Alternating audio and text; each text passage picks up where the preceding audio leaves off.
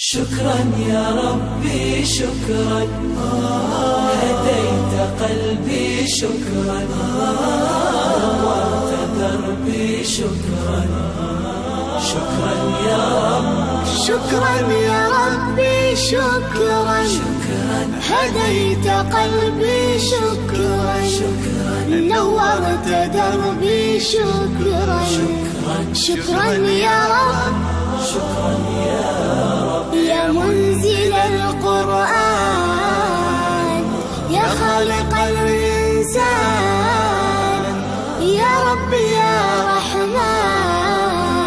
شكرا يا رب، شكرا يا رب، يا منزل القرآن، يا خالق الإنسان، يا رب يا رحمن. شكرا يا رب، شكرا يا ربي شكرا، هديت قلبي شكرا، نورت دربي شكرا. شكرا يا رب،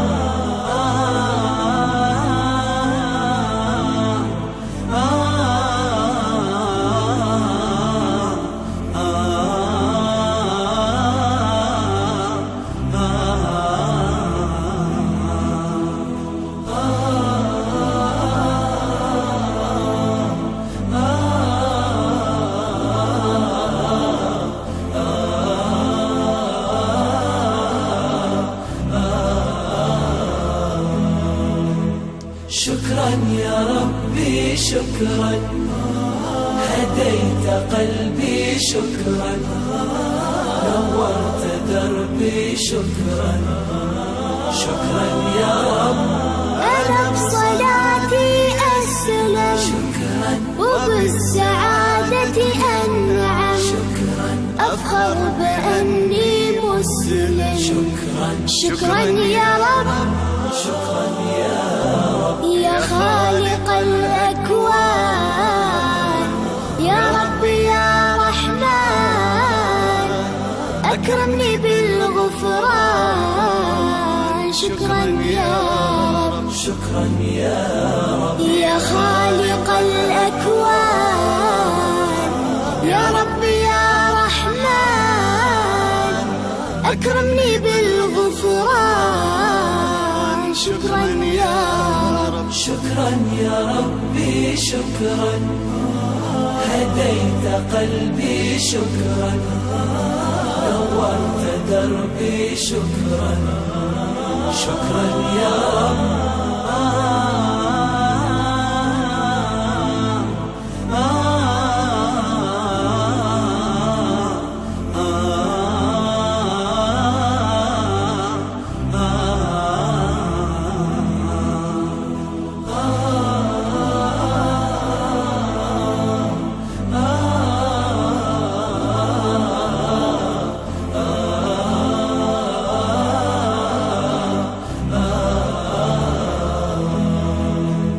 شكرا يا ربي شكرا. على مر الزمان تألقا، وأضاء للدنيا طريقا مشرقا، وهدى من الرحمن يهدينا به للصالحات وللمكارم والتقى. هذا كتاب الله أعذب منهل أنعم به من مولده لمن استقى. قد صانه رب العباد بحفظه، وحماه حتى لا يضيع ويخلقا. هذا كتاب الله أعذب منهل أنعم به من مولده لمن استقى. قد صانه رب العباد بحفظه، وحماه حتى لا يضيع ويخلقا. طوبى لمن حفظ الكتاب بصدره، فبدا وضيئا كالنجوم تألقا.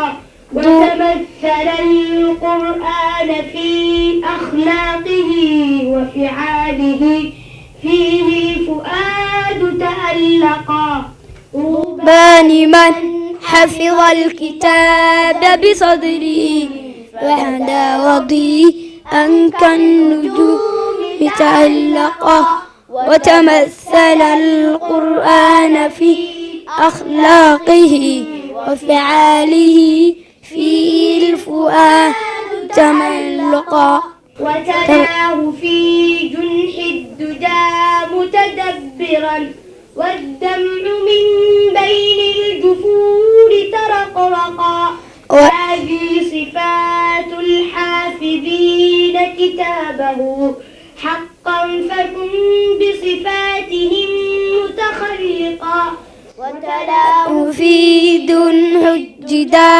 متدبرا والدمع من بين الجفور ترقرقا هذه صفات الحافظين كتابه حقا فكن بصفاتهم متخلقا يا حافظ القرآن رتل آيه فالكل هوصت للتلاوة مطرقا يا حافظ القرآن لست بحافظ حتى تكون لما حفظت مطبقا يا حافظ القرآن رتل آيه فالكل أنصت للتلاوة مطرقا يا حافظ القرآن لست بحافظ حتى تكون لما حفظت مطبقا ماذا يفيدك أن تسمى حافظا وكتاب ربك في الفؤاد تمزقا يا أمة القرآن حبل نجاتنا فتمسكي بعراه كي لا نغرقا ولتجمعي حول الكتاب شتاتنا حتى نزيل تناحرا وتفرقا ولتجعلي محكما في أمرنا وثقي بوعد الله أن يتحققا يا أمة القرآن حبل نجاتنا فتمسكي بعراه كي لا نغرقا والأمهات أيها المعلمون الفضلاء أيها الحضور الشرفاء وأيها الطلبة الكرام نهدي إليكم تحية ميمونة مباركة ألا وهي السلام عليكم ورحمة الله وبركاته. بعد التحية نثور بيننا أسئلة وأجوبة تتعلق بالتوحيد والحديث. أولا التوحيد، ما هي كلمة التوحيد؟ لا إله إلا الله. ما دينك؟ ديني الإسلام. ما هو كتاب المسلمين؟ القرآن. ما هو القرآن؟ كلام الله. من ربك؟ ربي الله. أكمل الحديث التالي. عن أبي هريرة رضي الله عنه قال رسول الله صلى الله عليه وسلم: كلمتان خفيفتان على اللسان. عن أبي هريرة رضي الله عنه أن رسول الله صلى الله عليه وسلم قال: كلمتان خفيفتان على اللسان ثقيلتان في الميزان حبيبتان إلى الرحمن، سبحان الله وبحمده، سبحان الله العظيم. أكمل الحديث التالي. عن أبي هريرة رضي الله عنه أن رسول الله صلى الله عليه وسلم قال: إياكم والظن. عن أبي هريرة رضي الله عنه أن رسول الله صلى الله عليه وسلم قال: إياكم والظن فإن الظن أكذب الحديث.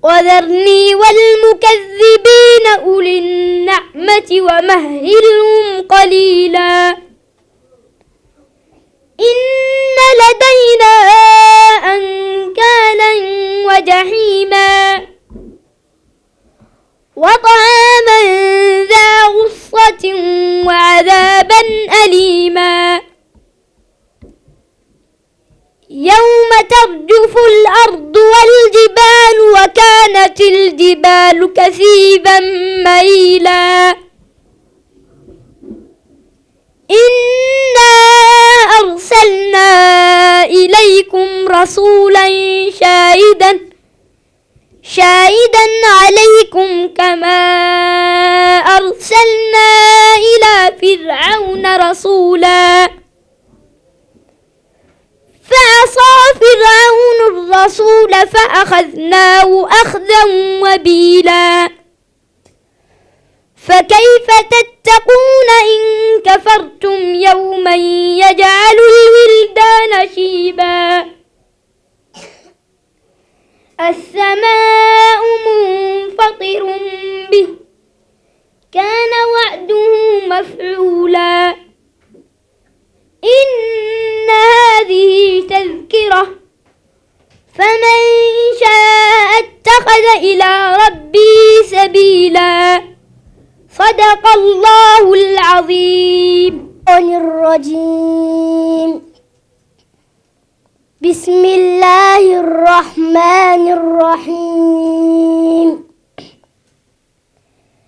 فكان عاقبتهما أنهما في النار خالدين فيها وذلك جزاء الظالمين.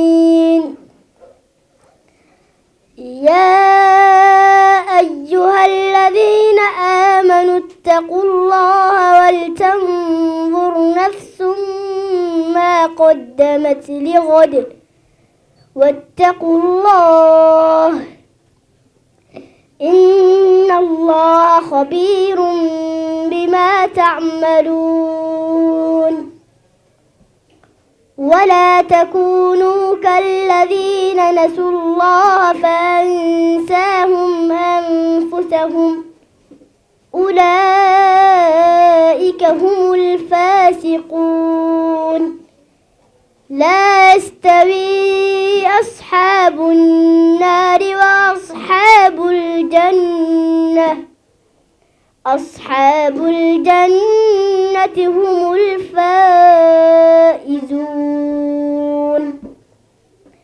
لو أنزلنا هذا القرآن على جبل لرأيته خاشعا متصدعا من خشية الله. وتلك الأمثال نضربها للناس لعلهم يتفكرون. هو الله الذي لا إله إلا هو عالم الغيب والشهادة هو الرحمن الرحيم. هو الله الذي لا إله إلا هو الملك القدوس السلام المؤمن المهيمن العزيز الجبار المتكبر سبحان الله عما يشركون. هو الله الخالق البارئ المصور له الأسماء الحسنى يسبح له ما في السماوات والأرض وهو العزيز الحكيم. الشيطان الرجيم بسم الله الرحمن الرحيم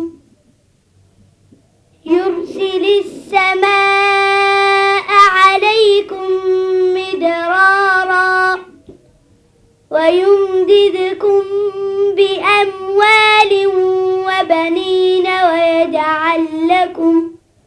ويجعل لكم جنات ويجعل لكم أنهارا ما لكم لا ترجون لله وقارا وقد خلقكم أطوارا ألم تروا كيف خلق الله 7 سماوات طباقا وجعل القمر فيهن نورا وجعل الشمس سراجا والله أنبتكم من الأرض نباتا ثم يعيدكم فيها ويخرجكم إخراجا والله جعل لكم الأرض بساطا لتسلكوا منها سبلا فجاجا kadib walaalayaal waxaan wax yar iskaga sheegaynaa qur-aankan Allah subxaanahu wa ta'ala soo dejiyay fadligiisa aan wax yar iskaga sheegaynaa waxaa fadli oo kooban qur-aanka asaga ah inuu Allah subxaanahu wa ta'ala hadalkiisa iyo kalaamkiisa u yahay intaas fadli oo kooban qur-aanka asaga wala wax yar intaan iskaga sheegno qur-aanka fadligiisa ayadahan ku furnay Allah subxaanahu wa ta'ala wuxuu leeyahay yaa ayuha an-naas qad jaa'atkum maw'idatun min rabbikum dadii waxa Allah subxaanahu wa ta'ala dhinaciisa idinka imaatay maw'ida waanu Allah subxaanahu wa ta'ala idin soo dejiyay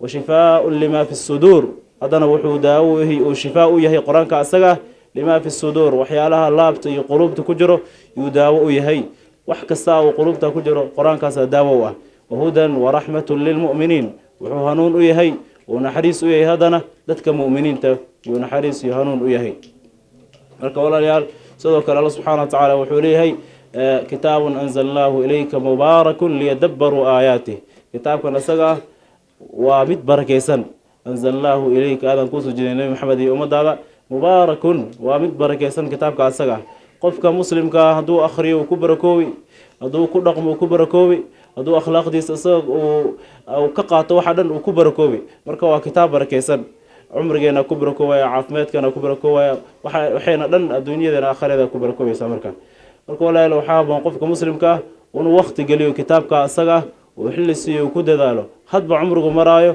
وصل دهن أنا وان كوي نادي أما وان كي كلوي ما براني كرو ونورهن وقت ونكسي وقرآن كأسجع لأنه حيا لي كتابك الله سبحانه وتعالى وحأوين وقلوب تقفك وقلوب قلبي سأوجليه وكتابك الله سبحانه وتعالى وحل حفظي وقلبي لجليه وكم مهم سنملها قرآنك الله سبحانه وتعالى النبي صلى الله عليه وسلم سوى فضل قرآن كنوش وحوله مثل قفك قلبي إنسان قرآن وحبة كجرين كالبيت الخارب قفك قلبي إنسان كسر قرآن كجرين وحاوى واسدي جوري دودمي أو لقى جوري لقى تجي عيان كرن إسكا أرور يعني ومسسك واحد إسكا جلايان لأنه حيالي قفك الله سبحانه وتعالى حصايا حسكي سايستو وقرآن كيس كودجن وسيد قف نول وكري النبي صلى الله عليه وسلم سوق تلامي مثل الذي يذكر ربه والذي لا يذكر ربه مثل الحي والميت سيدو كري النبي صلى الله عليه وسلم وحوليه سوى فضل قرآن فضل سنو شيء اقرأوا القرآن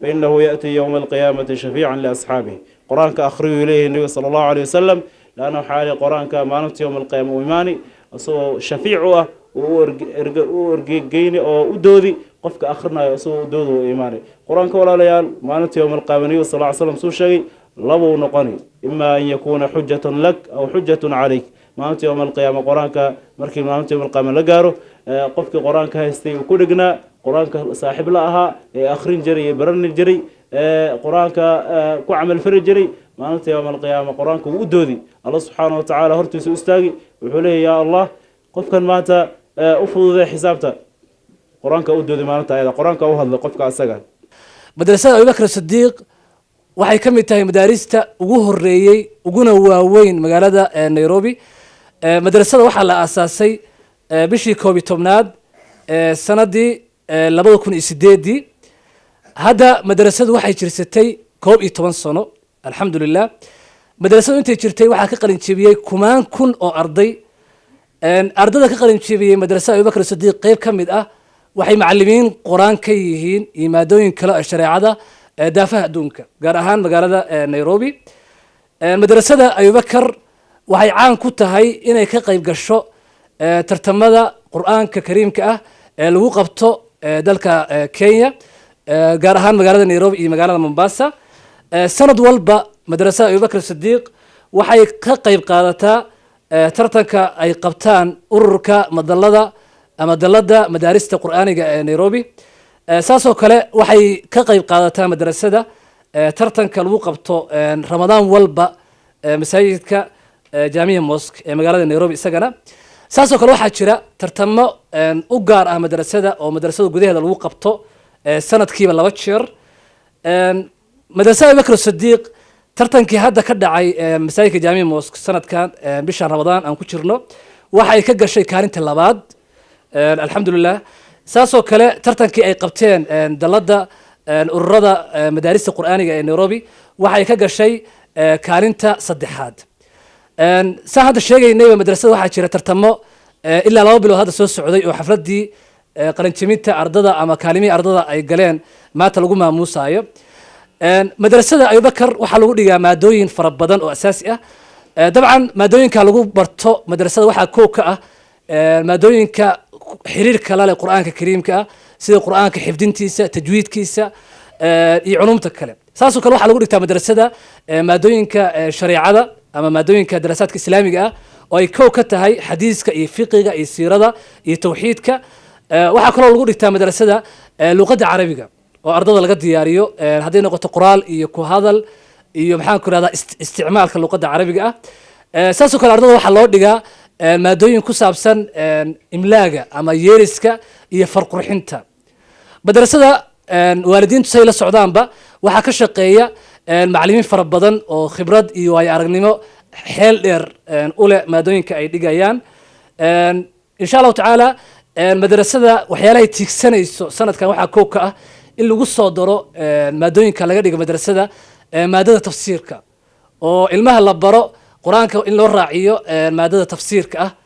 oo مثلا hadda madrasada waxaa laga dhigtaa saan sheegaynay quraanka iyo xifdintiisa iyo culumtiisa laakiin in loogu daro tafsiirka iyo macnaha quraanka. saasoo kale waxyaalaha la tiigsanaya waxaa kamid ah insha Allah sanadkan inaan ku soo darno madrasada fusuul dadka waaweyn ah rag iyo dumarba oo galabtii iyo habeenkii dadka loogu dhigi doono quraanka iyo maadooyinka kale. madrasada Abubakar Sidiiq waxay xiriiro aad u qoto dheer leedahay madaarista kale ee ku yaala magaalada Nairobi gaar ahaan xaafadan Isli oo si fiican wada shaqeyn ay ula leedahay.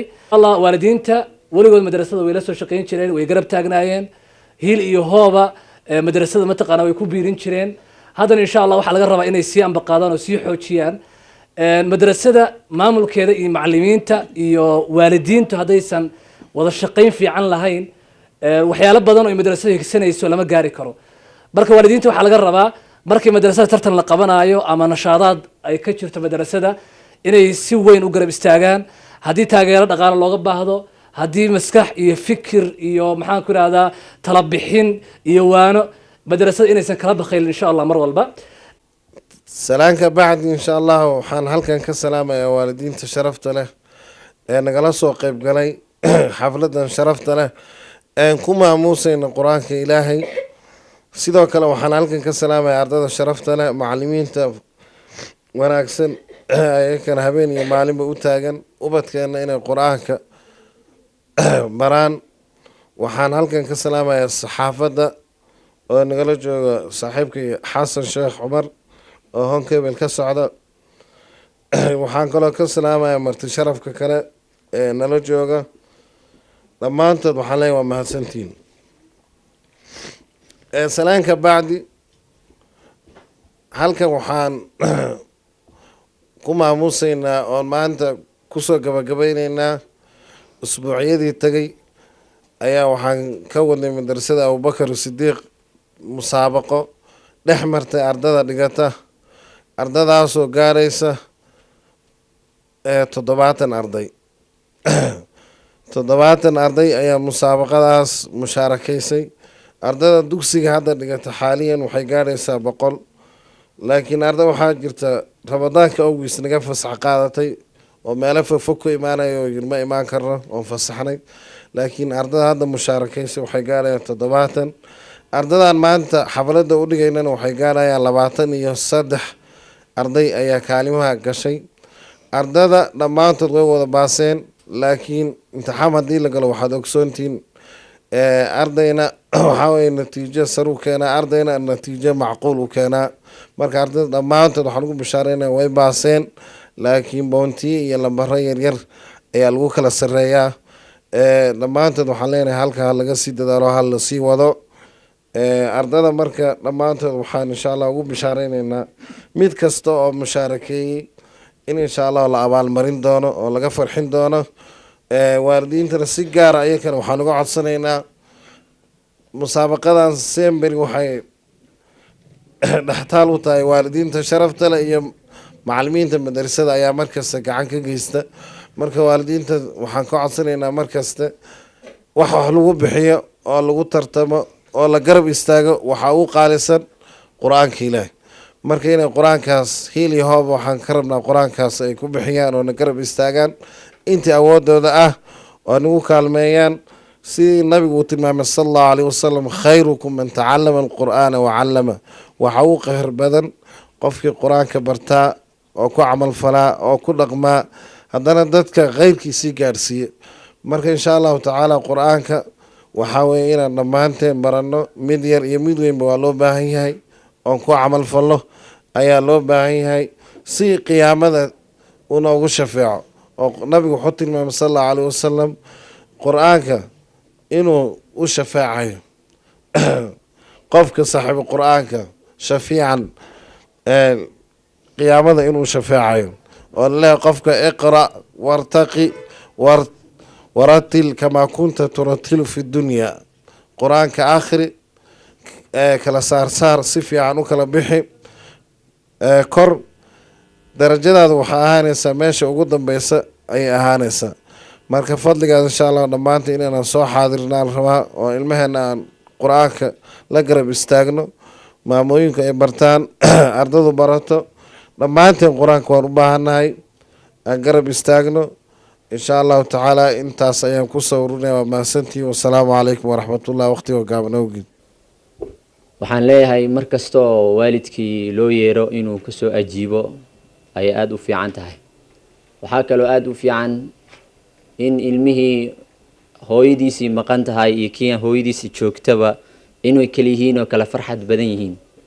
kan hooyadiisa joogto aada buu u faraxsan yahay midka laakiin hooyadiisa maqan tahay oo wax kale ku mashquulsan tahay halka maalin oo loo yeeray imaan weyso kolley way kala dugan yihiin shacuurta ilmaha marka insha allah macallim ahaan waxaan dhihi lahaa macalimiinta kolley juhdi badan way bixiyeen ilaahay khayr ha siiyo kuwii lasoo garab galay macalimiinta kaleba insha allah waxaan leeyahay marka soo dhawaada anagiina waan joognaa insha allah waan soo dhaweyneynaa insha allah billahi tawfiiq والنجم إذا هوى ما ضل صاحبكم وما غوى وما ينطق عن الهوى إن هو إلا وحي يوحى علمه شديد القوى ذو مرة فاستوى وهو بالأفق الأعلى ثم دنا فتدلى فكان قاب قوسين أو أدنى فأوحى إلى عبده ما أوحى ما كذب الفؤاد ما رأى أفتمارونه على ما يرى ولقد رآه نزلة أخرى عند سدرة المنتهى عندها جنة المأوى إذ يغشى السدرة ما يغشى ما زاغ البصر وما طغى لقد رأى من آيات ربه الكبرى أفرأيتم اللات والعزى ومناة الثالثة الأخرى ألكم الذكر وله الأنثى تلك إذا قسمة ضيزى فلا أقسم بمواقع النجوم وإنه لقسم لو تعلمون عظيم إنه لقرآن كريم في كتاب مكنون لا يمسه إلا المطهرون تنزيل من رب العالمين أفبهذا الحديث أنتم مدهنون وتجعلون رزقكم أنكم تكذبون فلولا إذا بلغت الحلقوم وأنتم حينئذ تنظرون ونحن أقرب إليه منكم ولكن لا تبصرون فلولا إن كنتم غير مدينين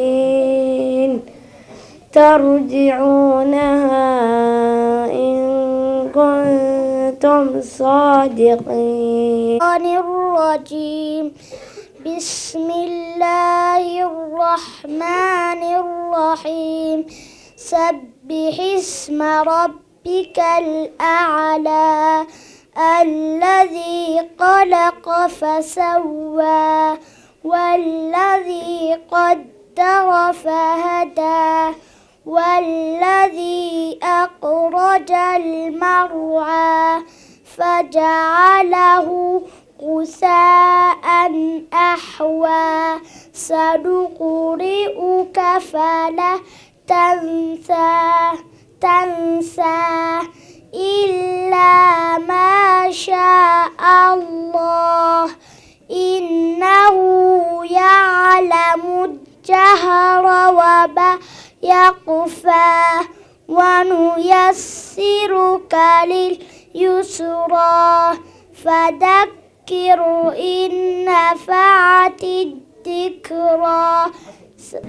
الحمد لله رب العالمين والصلاة والسلام على رسول الله وعلى آله وصحبه أجمعين. أيها الآباء والأمهات، أيها المعلمون الفضلاء، أيها الحضور الشرفاء، أيها الطلبة الكرام، نهدي إليكم تحية ميمونة مباركة ألا وهي السلام عليكم ورحمة الله وبركاته. وعليكم السلام ورحمة الله وبركاته. بعد التحية نجري بين الطلبة أسئلة وأجوبة تتعلق بالتجويد والسيرة. أولا التجويد، اذكر حروف الحلق. حروف الحلق 6. وما هي؟ الهمزة والهاء والعين والحاء والغين والخاء. ما هي صفة الحروف؟ هي كيفية خروج الحروف من مخرجه كالترقيق والتفخيم. ما حكم تعلم التجويد؟ واجب لقوله تعالى ورتل القرآن ترتيلا. ما فائدته؟ الفوز برضاء الله تعالى. كم حروف الهجائية؟ 29 حرفا. ثانيا السيرة. من أرضعته؟ حليمة السعدية. من زوجته؟ خديجة بنت خويلد. أين ولد الرسول؟